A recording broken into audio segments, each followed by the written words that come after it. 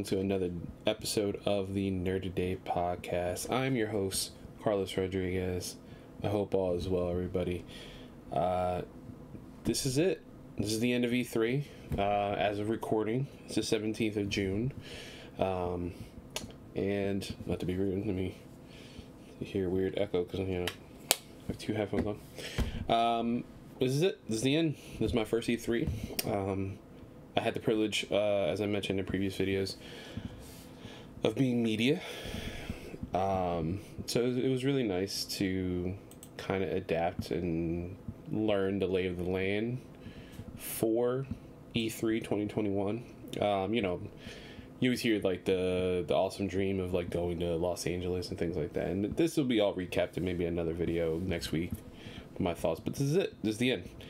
And I think I'm going to end it on a very high note for me with my very first interview with the Nerd Day podcast. And this is, I don't know if you can tell, it's, nope, other way, right there. Yeah, there we go. It's brought to you by the fine fellows at Tic Toc Games. And I got to interview the game director, Abraham Morales. And Sara Spot of Tic Toc Games. Thank you. You guys were very gracious to a newbie in the field of video game media, and were very kind and welcoming in my interview with you. And I got to see some gameplay and kind of get some history behind their newest game, which is, you can see the title right here. It's called B.ARK, which stands for Bio Interstellar Arc.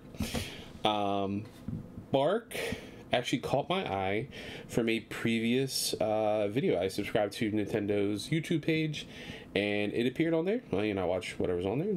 Cute animals. My day job's at an animal hospital. My wife's a nurse at said animal hospital. And so I took the time, took a look. So yeah, it's cute. Let's see what this is. Let's, Switch. I trust the Switch. Nintendo. Let's see what we got here. And, I figured they would show something off that was decent, and I was actually surprised. It was it was really cool looking. It was like a little not gameplay, I guess it was more story based, kind of give you the lore. It's a joke from the extended Xbox presentation that was there earlier with Paris Lily. I was watching Kind of Funny Feet, and they were making lore jokes, and it kind of stuck in my head.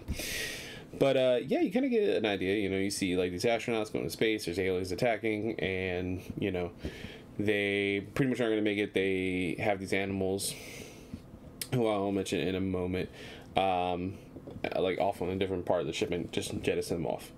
And so you, as these animals, are going to save your friends. See if you can save your humans. And then I'm going to show you guys, bear with me. There should be popping up shortly. This is it. This is B.ARK. Nope, I need that photo. Bear with me a second. There we go. It's a cleaned up image right here. As you can see, there's the villain, and then these are our four main protagonists. And this is who you play as in B.ARK. And sorry, pardon me. And yeah, so I was very lucky to interview, as I mentioned, the game director Abraham and Sara of the studio. And then I'm just gonna talk briefly about Tic Toc Games as a studio. They were built in 2011. They started with their love of games commitment. I'm reading off their About Us. You can see them on TicTocGames.com. Go check it out. Committed to compelling and engaging stories for all levels of players. Since then, we've built a portfolio of games that include Funko Pop Blitz, Adventures of Pip, Pug Run, Wheel of Fortune, Puzzle Pop, all of which have delighted players and earned awards for their technology and innovation. In 2018, we expanded Tic Toc Games with a sister studio in Milan, Philippines, bringing an outstanding program as artists, producers, and all the people who make games great happen.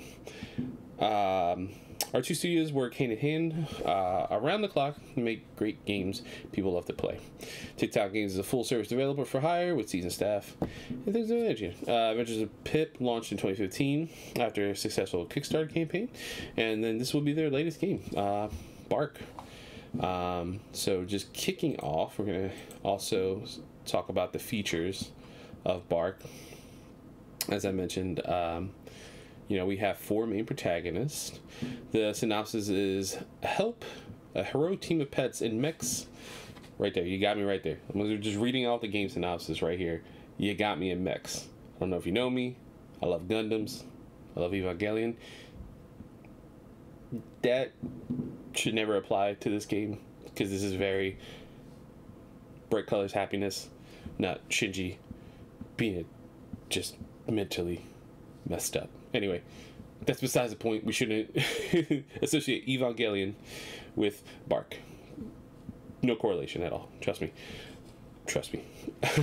So with help of heroic team of pets and mechs, blast through waves of foes and save the solar system in this exciting Saturday morning cartoon-inspired shoot-'em-up for both new and hardcore players. And I can tell you, just off the game synopsis alone, it's true. It's absolutely true, man. Watching Abraham play live, that was I got to see a live gameplay demo. Watching Abraham play was very impressive. It backs up what he says. It felt like a Saturday morning cartoon. I akened a lot of the music as well when I was speaking to Sara and Abraham to Star Fox. I had got a very Star Foxy vibe, especially when you're dealing with animals. It's cutesy, but then you're flying spaceships, and the music is very akin to me, at least to me personally, to a Star Fox. I mean, when speaking to Sara, she mentioned, she asked me general questions like, hey, have you ever played a shoot 'em up before? What's your familiarity with that genre? And I mentioned, and this is a shout out to Christopher Roberson, one of my childhood best friends. What's up, Roby? How you doing? Hope you and Kat are all right. When I was speaking to Sara, I mentioned that one of my best friends growing up, Chris, I didn't mention you by name, man. That he had this game, shoot 'em up. He was obsessed with it. I believe he had it. I didn't get it wrong, but I want to say GameCube. Could be wrong. It seems right. It was GameCube. I'm trying to go off the top of my old memory, but it was called. A lot of gamers will know this. Ikaruga. Ikaruga was a shoot 'em up or shmup. A lot of people call, where you would, like, let's say you are piloting the ship. I'm going to use this cute little Beanie Baby monkey that a friend of mine's from work, my day job, Jen gave me. So let's say this is the top. Right, so I'm the bad guy, right? In the face. And this is the ship, right? So this is the one ship. You would shoot whatever, like, let's generally call this brown, right? You would shoot brown, and the brown pellets or lasers in this point would hurt the purple, right? And then when you flipped over, purple would hurt brown. And then it was almost like this game. I remember one of the early years ago in Louise of Ikaruga. It's an amazing game. Go search it out. It's on, I believe, Steam and maybe Xbox. Could be on Xbox. I definitely know it's on Switch, and I think you could play it like with your Switch like this, like not landscape, portrait mode, right? Yeah, portrait mode, I believe. Yeah, look it out. But it was just very like bullet hell, very very nerve wracking, because at one point you're shooting on this side and you're shooting on this side, but you get hit, so you have to keep like flipping.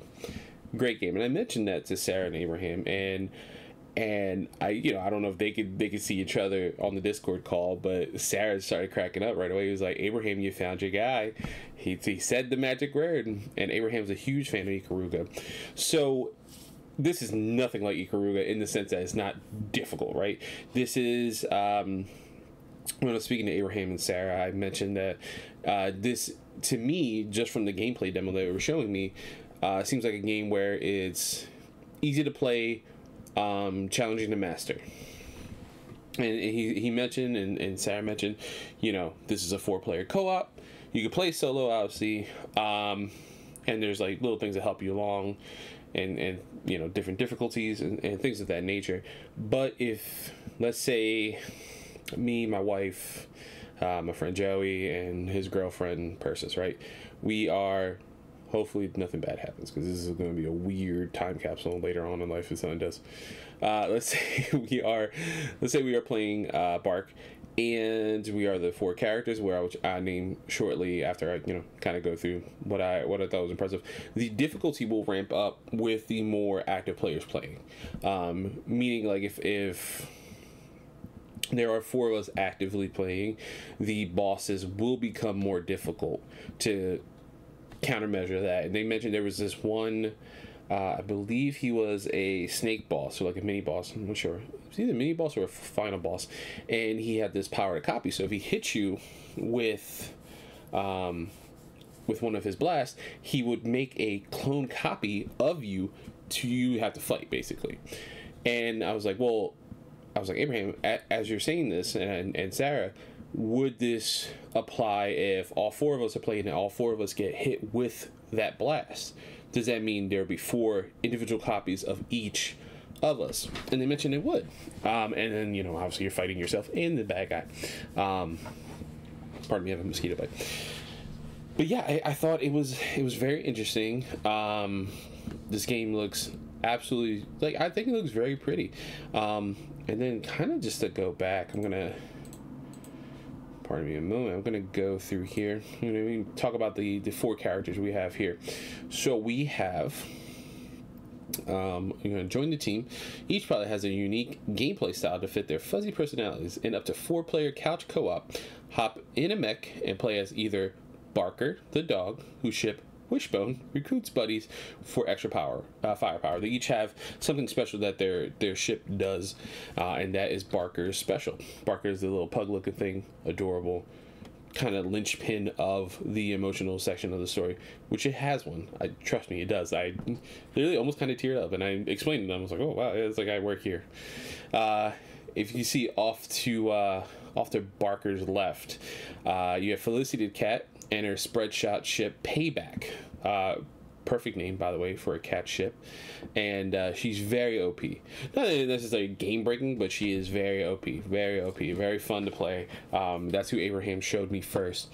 Then moving on behind Felicity and Barker, we have Lucio the bear and his helpful shield ship Mossy Pig 2. He did not tell me that. I will say, Abraham, missed opportunity to hear me cackle. That's an awesome name for Lucio's ship. And then to Barker's right, we have Marv the rabbit, and then shoot the Lucky 7 with homing bullets. And kind of going back to that, there is a section of teams that you can do it. You can obviously play the whole game as Lucy, the whole game as Barker, things like that. Barker is your middle ground person, right? He's that kind of middle, jack of all trades, right? Master of none. Felicity is definitely your powerhouse. She's going to be hitting you. She's got that spread shot, similar to like games like Contra and things like that. So she has something similar like Metal Slug. And then, funny enough, I meant to second time or third time I mentioned Metal Slug this week because of E3. But she does have, I believe it was like, was she lacking in? No, I think was it speed or something like that. Lucio's obviously a little slower. He has a shield for his ship, and then Marv is your entry level character. Someone like, for instance, my son, I would give him Marv and most likely me play as Barker or as Lucio. Yeah, because I love Lucio. I did ask Sara and Abraham the reason behind picking specifically those animals. A dog, obviously, because they're effing awesome. A cat, it was just something that came to them in the creation process. A little more about B.ARK here. We have Save Our Planet from cybernetic fish armada, the Dark Tide, who are spreading their reign of terror into outer space. Piloted a team of 4-legged heroes as they fight to free their friends and bring peace to the solar system. Unleash super fusions. Overcome overwhelming odds by fusing mech abilities that create... That was another thing Abraham mentioned. You can fuse, and let's say if I, as Barker, and my wife is playing as Felicity, she will, trust me, are shooting together, if we get closer, like, we can combine our special blast into almost like... I wanted to make the joke, but I thought it'd be a little too weird. And again, my first interview, very nervous. Didn't want to like embarrass myself. But I akened it to how he described it as, if you're a fan of Mighty Morphin Power Rangers, you remember when they put all the weapons together and they had to make a shot and then like a spin? That's how I thought in my head. And then you could, you know, do certain things. So tear through enemies with Felicity's cat gaze, unleash barrage bullets. Barker's super tech is Bullet Stream. Comes to the aid of injured comrades with Lucio's bear expanding shield, Bear Hug. Great name, he told me that, and I cackled. That protects nearby teammates from incoming bullets. And hop through enemy fire with Marv the Rabbit's time-slowing ability, Super Tech, Fearful Focus. And then, yeah, you can test your might against formidable bosses, each from each planet. Take on Spike the Norwal, Vic the Sea Snake, that's who it was, Vic the Sea Snake, slew of other marine bad guys equipped with challenging abilities, attack patterns, and increase in difficulty. Compete with friends, work as a team, and be sure to grab the most plutonium from defeated enemies. I just got a flash of Doc Brown. Defeated enemies to see how your high score ranks among your fellow teammates. Can you defeat the dark side before their deep sea forces completely take over the solar system? Squad up and fight to take back the Earth in B.ARK. If you guys want like any VO, you know, I could do a couple. You know what I mean? I could do a couple things, guys. You know, just let me know. Just let me know. But yeah, it was this is really cool. And you know, again, some more background about Tic Toc and Fully Service Development, season staff. This is a very interesting game. I'm really glad I had this opportunity, you know, to not only just, you know, expand in my brand and things like that for E3, but actually it did really seem interesting. It happened, I heard about it beforehand somehow. Really enjoyed what I saw, and I was just really happy to actually get this opportunity. And they were, again, I can't speak more highly of Sara and Abraham, who kind of like coached me through my first interview, and they were very welcoming. So there's no official release date just yet. Should be hopefully soon, not too long. The fact she did say early 2021. COVID is a thing, guys. Let's not forget that. There's delays all the time. I still can't get an Xbox Series X. You know, there's things. The PlayStation 5 still, again, as well, can't get that. Super hard to get. But this is a very interesting concept. I really, again, feel like if you are even remotely of a fan of Star Fox 1, 2, 64, we don't talk about the other ones. You're right, Abraham, we don't talk about the other ones. This is a game for you, I feel like. That, me personally, because I love Star Fox. If you like Saturday morning cartoons and you want something that kind of scratches that itch where you can play with family, there is an awesome feature I even forgot to mention. It's called Sidecar. As if you're like very new to video games, like my son, I can have him sidecar as Felicity, let's say, and I'm Barker. He literally, all he has to do is hit the button to shoot. Doesn't have to worry about flying, dodging. I could take care of all of that while me and him play together, and we could beat this game together. I actually may try that. I'm definitely going to wishlist this. You should as well. It's going to be on Steam and Switch. That's the platforms that have been announced so far. Again, no solid release date, but I would highly recommend that you guys check this out. Not even joking. This looks really fun. It's a cool little indie. And that's it. That is E3 in a nutshell for me, for Carlos, for the Nerd Today podcast.